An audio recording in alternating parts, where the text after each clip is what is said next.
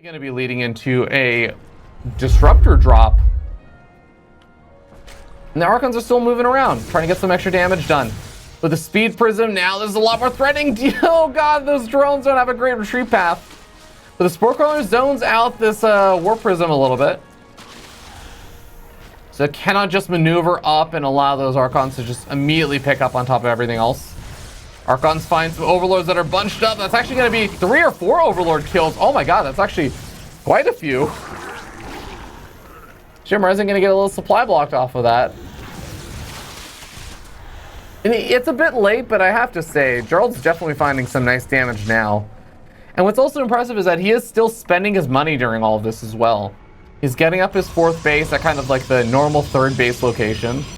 He's keeping all of these units occupied as they are trying to move across the map, but as the Lings come in, they are picked off, and we already have 3 disruptors out. Shield batteries coming on up.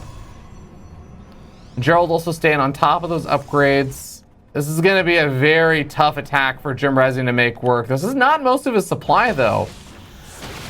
Disruptor drops out, and decent split, but 6 roaches going down is going to put an end to any kind of potential for pressure here.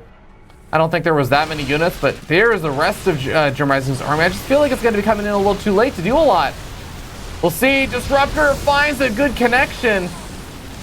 Gerald does have Blink on these Stalkers, but is fighting very far away from his shield battery. Waiting for those Disruptors to come off of cooldown yet again. Is going to be able to zone this army back.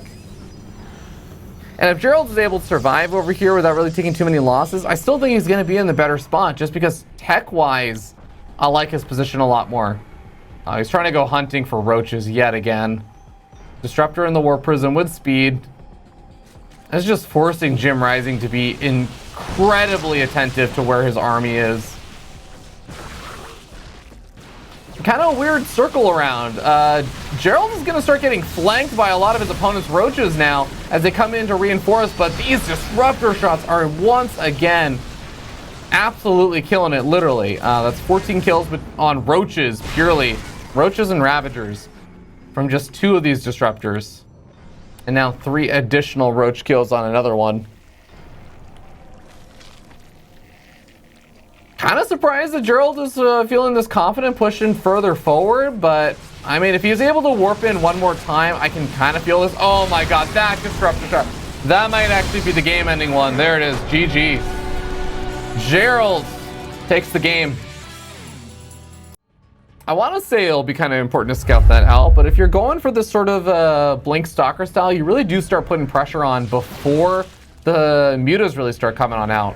And this is going to be Jim Rising going for a Spire behind Roach, Ravager, and like Hydra. So the Spire can be made to, get out some Corruptors, hunt down a Warp Prism or something like that. Also theoretically go after some of these Oracles, but I mean, you still need to make sure that you have enough of your gas being dumped into just Roaches, Lings, and Hydras. Well, I guess less so the Lings for the gas, but this hatchery already taking so much damage is not a good start here for Jim Rising. Hatchery ends up falling there. Looks like some of the Adepts did manage to shade all the way back there. They do get cleaned up by the Lings, but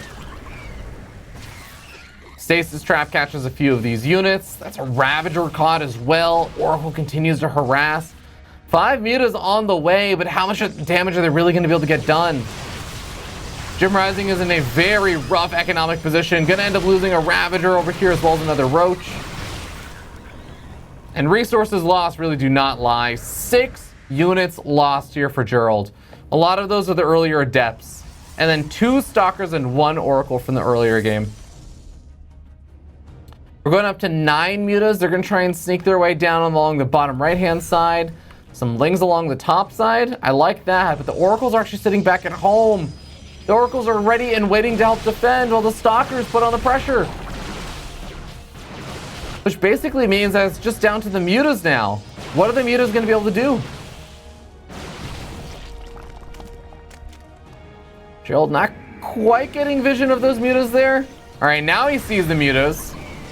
And all the mutas actually end up just going in after the Stalkers. Stalkers fighting away from any extra Zealots or reinforcing waves here, but I think that they're still taking a good enough set of trades. At the same time, Zealot run by over at the third base. That is too much. Gem Rising taps out, and GERALD takes a 2-0 victory here.